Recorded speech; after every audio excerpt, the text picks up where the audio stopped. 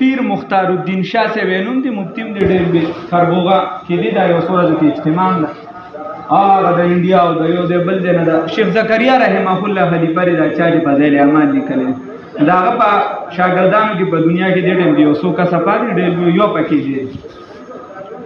نو هغه تر مونږ مونږ سره څه کسان مو مشران وو، هغه کربوغه دغه نه مخکې همګو ټل او دغه نه چې مخکې لاړ شي هلته کې لرې داسې شاله ده چې شین بوټي به پکې نه ویني.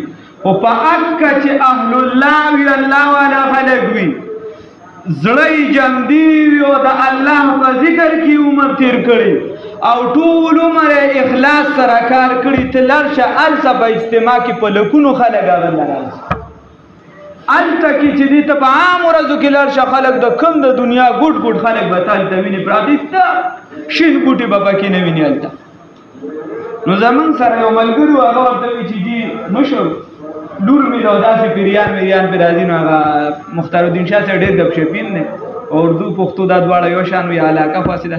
نو ورته جي ها په خندا د ښځو پیریان نه مني، د ښځو پیریان نه مني، ښځو باندې پیریان ډېر زیات راځي، اوس ډېر لوی سړی.